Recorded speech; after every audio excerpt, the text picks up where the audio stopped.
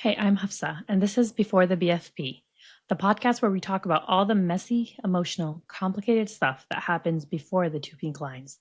And this first episode, it's my story. So let's start at the beginning. Hi, I'm Hafsa Khanum. I'm host of Before the BFP. I'm Muslim American, Pakistani born woman who moved to the US when I was about 4 years old. I have four brothers, one's older than me, about 18 months, and three are younger than me. My parents are divorced, and I've always been the kind of person who takes care of everyone else. I met my husband in 2011 and we got married in 2015. He moved here in 2016. I had just graduated college. My husband had just emigrated here, and I had started my first real big girl job at PwC, which is a big four accounting firm, as an auditor. I think that's where I picked up on my love of questioning things and asking questions, which is going to serve me well here. And honestly, kids weren't on my mind at all at that time in my life. We never even made this decision to start trying. We were just living our life, and it was a pretty good life. And then one day, my period was late, and everything just kind of shifted. In February of 2020, we had decided to take a trip to Pakistan to visit our family. My husband's family was still in Pakistan at the time. I had aunts and uncles there, and it's great to just go and visit our cousins and things like that. So we were eating all the food, going out to all the dinners, all the davats, if you know, you know, living our best life. And then we started hearing some whispers, some kind of virus. They're shutting down the borders. People are getting stuck, and boom, the world just sort of shut down. If you remember, that was peak pandemic, February of 2020. There was no flights, no airports, lockdown. We were literally stuck in Pakistan during peak COVID, and we had jobs, by the way. The only thing that was really going for us is that we were with our family, so we didn't have hotel bills or extra expenses at the time, which is good because we weren't broke college kids, but we were young newlyweds. I was a mess. I'm naturally an anxious person, and this was a lot. While we were there, I had two periods in 3 weeks, which I kind of knew was weird, but I brushed it off. Like, I don't know, maybe it was stress. The only reason I noticed it was because my aunt like mentioned to me, like, you just had your period. Why do you have your period again? Eventually, we got back to the US on an embassy flight in April of 2020. Yes, I know how that dramatic that sounds because, and it was dramatic. We could only bring one piece of luggage. There was so much testing at the airport. The tickets were crazy expensive too for like a one-way flight. Once we were home, I went back to work remotely. And one day when I was working, I realized I hadn't gotten my period in over 40 days. I was using the Flow app to track my periods at the time. And I don't know, like randomly when I was bored in a meeting, I had it open and I realized, like, I haven't logged my period. So I thought, hang on a second, wait, am I pregnant? So I started testing. I ordered tests from Amazon. I took one, negative. Okay, that's fine.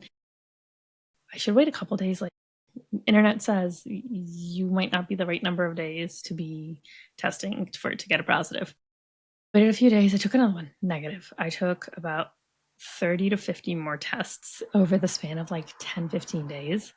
I think I went through the whole packet of tests. My husband was like, please stop. He literally said, why are you taking so many tests if they all say the same thing? Let's call a doctor. So I did. Getting an appointment during COVID was a freaking nightmare. Eventually, I got in to see an OB and I told them that I thought I was pregnant. So they had me take a test right away in the office and it was negative. I was convinced that that test was wrong, and I was convinced all the other tests that I'd taken at home were wrong too. I would always be Googling false negative, and of course, the internet said false positives are more likely than false negative. False negatives are more likely than false positives. So I was like, yes, my 100 tests, all false negatives, were wrong. But my period was late. So that means I'm pregnant, right? There's no other explanation. I'm 100% convinced that these tests are completely wrong. And then the OB came in and said, oh, honey, sweetie, you're not pregnant. You probably have PCOS. And I was like, wait, I'm sorry, what's PCOS? That came out of nowhere. I was totally blindsided. I'd heard of PCOS, but not much. I didn't have an understanding of what it was. She did a scan. She saw some, what they call the cysts on my ovaries. She said they were like the pearl dots or whatever, and they were all there. And she listed out the symptoms that are like associated with PCOS. acne, hair growth, irregular periods, and of course, those cysts, which, by the way, aren't really cysts, they're immature follicles. Like PCOS needs to be renamed, it's so inaccurate. I just sat there, I was completely floored. Of course, my husband couldn't come with me to this appointment because COVID, thank you. I was thinking, how is this my life? Like, why do I have this? She was sweet, but she dropped this huge bomb on me in 5 minutes because that's all doctors have time for, unfortunately. She told me that PCOS was going to affect my fertility. It's harder to get pregnant with it. And I started spiraling. I went into full ADHD research mode. I was on Reddit, I was on Facebook, the Premom app forums. If you know, you know, I'm obsessed with Premom. I loved those forums this whole time. I was everywhere. I didn't even know what letrozole was, but when I was in the appointment, my OB offered it to me with some unmonitored medicated cycles because it's so hard to get in with the fertility clinic. I live in Connecticut. There's only 2 clinics. They're super busy. And this was peak COVID. So it was impossible to get in. And I said, okay, sure. I didn't even talk to my husband. I was like, yeah, it's time to get pregnant. We're going to do this. So I took the letrozole and it didn't do anything. I don't think I took it right. She was an OB, she wasn't an RE, so she wasn't 100% like certain on the protocols. And she referred me over to the clinic in the meantime. The wait list was so long. Everyone's IVF had been canceled because of COVID, and the clinics were like backlogged. People hadn't been able to go in for all their cycles, their inseminations, their semen analysis. So it was a huge mess. And eventually I got in. There's only 2 clinics in Connecticut, like I mentioned. If you live here, you probably know. I got in with CARS, which is in Farmington in Connecticut, and my reproductive endocrinologist was so calm and so kind. She just told me, your issue is timing, not ability. We can work on this. My issue was our insurance didn't cover anything for fertility. So I was more worried about the money. And she was like, it's okay. It'll cover like the testing. It won't cover the actual procedures. So let's at least start with the testing. So we started with that. We did everything. We did an HSG, which is super painful. I don't know if it's painful for everyone, but it was for me. A saline infused sonogram, a pelvic ultrasound, so much blood work that I could pass out. I think I did pass out one time. A sperm analysis for my husband, and we did genetic testing too. It was a lot. Luckily, I was still working from home, so I could just manage all these appointments, and I didn't have any kids at the time, of course. I literally don't know how people do this while working full time slash and with kids. I've done it again, like with my second child. I had to do fertility treatments again, and it was hard because I had a child, but I wasn't working full time, so I could manage it a little bit better. It was a full-time job, I swear. Like, during all this time, I was going crazy researching. I read It Starts with an Egg. I learned about Mucinex. I learned all the acronyms. BFP, which is where this podcast got its name before the big fat positive. DPO, which is days post ovulation. You name it, I knew it. Let me tell you, it was interesting. I felt more informed. I felt more in control after reading it. I do have control issues. Like, I like to know everything. I'm very type A that way. We went on so many supplements. Macaroot for my husband, CoQ10, magnesium, a really good prenatal, uh, vitamin D. I don't know, so many, so many. And I suck at taking pills, so it was really, really hard for me. But my husband, he's excelled. And this is where his like fitness journey started, I swear. Like, since then, he's been so fit. Um, his sperm was amazing, perfect by the end of this. Once everything came back clear, I did my first medicated cycle. It was just letrozole, no IUI. My insurance didn't cover an IUI, so I figured let's just take the letrozole, which is covered by insurance, and see what happens now that we've done all the testing and everything is clear. Did the monitoring. So we tried it without it and we saw what would happen. We did the monitoring and the timing and all of it, and it was a big fat no. Nothing. Not a BFN, not BFP. I was sad, of course, but I had been prepared. I'd read online that it doesn't usually happen right away, so I wasn't completely crushed. I wasn't bawling my eyes out. It was my first like real cycle with RE, so I was still hopeful. After that, I said, I want to do it like with an IUI. I know what I want. I want a baby. The only way I'm going to get a baby is with an IUI. That's what my brain was saying. Like, actually, I was thinking that we were going to need an IVF, but like, I was like, let's at least try IUI before we drop 40K. So my RE said, what I would do if I were you is a higher dose of letrozole because you reacted to the lower dose, but like your body still ovulated late and your body needs more. And then she added on a trigger shot, the blood work, monitoring, ultrasounds, and an IUI. We're really lucky because our clinic doesn't charge that much, or it didn't charge that much at the time. If you made less than $250,000, you only paid like $700 a cycle. That included the monitoring and the ultrasounds. It didn't include the meds though. The trigger shot and letrozole were like another 100 or so out of pocket. All in all, one cycle like ran us around $800 to $900. I was there so often, I knew which phlebotomist was good and which one was bad and would bruise me. I would literally flinch if the bad one was coming. And usually those were like the weekend ones who only like covered on the weekends because the clinic, of course, was open every single day.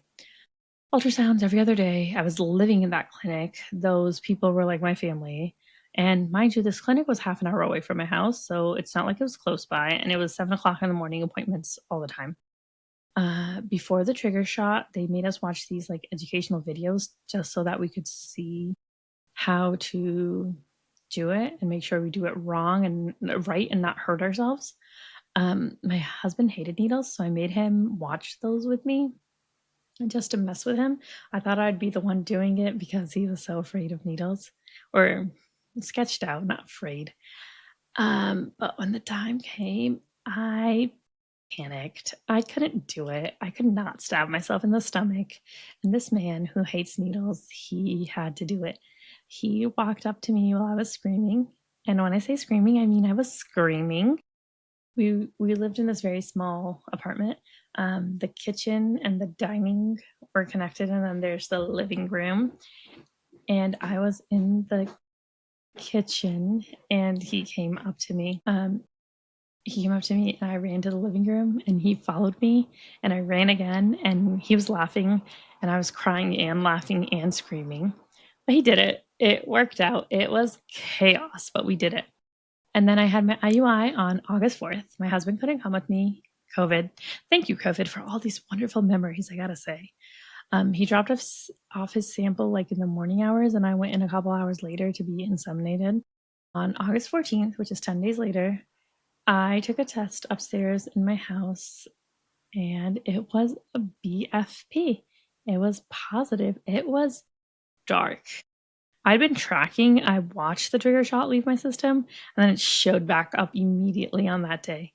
This was 10 DPO technically, or yeah, 10 DPO. And my little brothers were visiting me at the time. They had just come over for a little bit, and they no idea that I was testing upstairs and they were downstairs.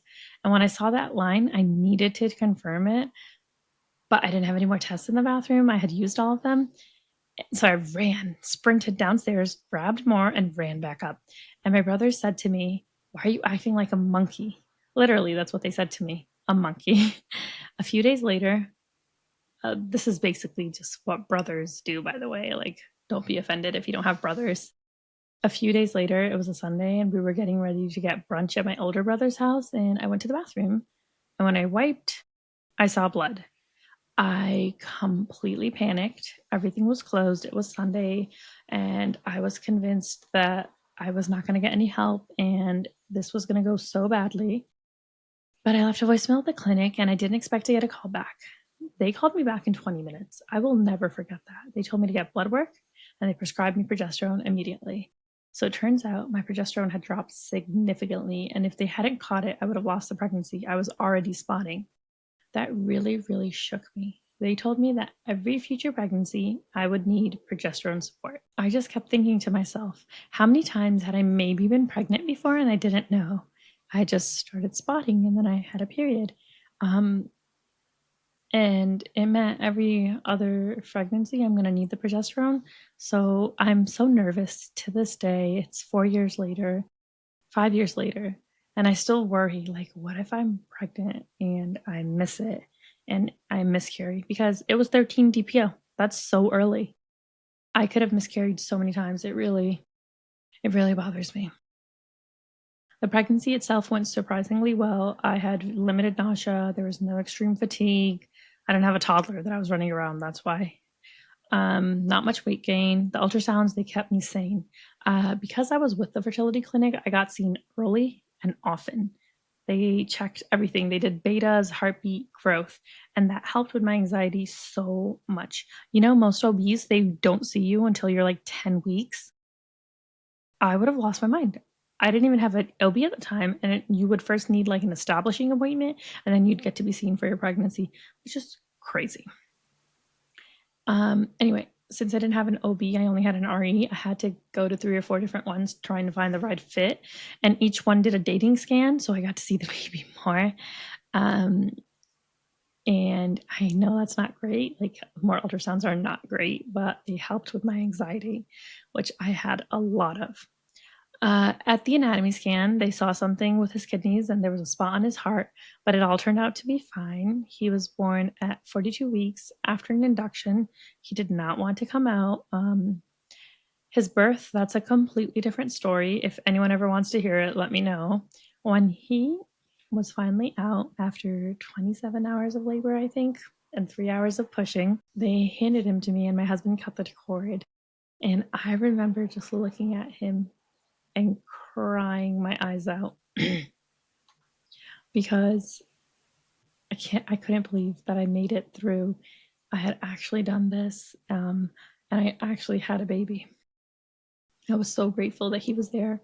The pregnancy, it wasn't physically hard, but emotionally, it was so hard. I had to see a therapist during pregnancy. I was constantly scared.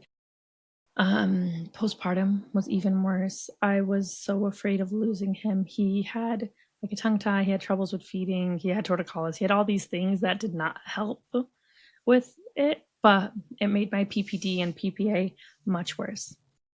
Fertility, the waiting, the fear, the uncertainty, it all transferred into the pregnancy. No one talks about that. It transferred into the birth.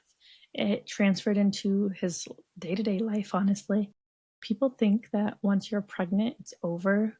Like, so what? You're infertile, but you're not infertile anymore. You have a kid, you have a baby, it's done. But no, my heart still feels that anxiety that I had, that frustration, that pain, that scaredness, not scaredness, that's not a word, but that fear. My heart still feels like Hafsa infertile. They say you're fixed, but you're not. You still carry that fear. You still carry that anxiety. Sometimes there's resentment, there's jealousy. One of the hardest things that for me is that I'll just never get a spontaneous positive pregnancy test. Everything is like planned down to the second. Other people wonder, when did I get pregnant or what's the exact date? I can tell you exactly, down to the time, probably. August 4th, insemination. August 14th, the positive. I know exactly. It sounds so nice, like if you're type A, but it's not. Even if I got pregnant now, would I find out in time? Would I start progesterone in time? Infertility, it makes your life completely unplannable.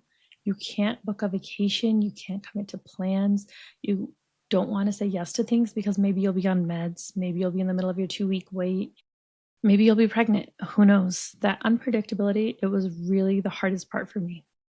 So, yeah, that's my story. It wasn't the longest, it wasn't the most complicated. I didn't do IVF. I don't know. I don't think I've had any losses. I'm not sure. But sometimes I feel really guilty about that. Like, my story doesn't earn the trauma that I feel, but it does for everyone. It does. Infertility, it affects your mind, your heart, your identity. No matter how long your journey was, all of it matters. In my culture, infertility is something hush hush. It's something shameful. And I don't want that. I don't want to talk about that anymore. I don't want it to be that way anymore. I'm literally doing this podcast because of it. We all need to talk about it. We need to hear each other. The more we share, the more others will understand what we're going through. Sometimes someone who's going to be on this podcast said telling a story is therapy. And I believe that. So this is me venting, telling my story, getting it off my chest. If you're listening and you feel like your story is too short, we're not bad enough. I just want to say it still matters. Whether you've gotten that BFP or you're still waiting, I'm here. Thanks for listening. I'll see you soon with another Before the BFP story. And if you want to share yours, visit us on Instagram at Before the BFP and submit. We'd love to hear from you. And if you can, please rate us on Apple Podcasts and Spotify. It helps so much. Bye for now.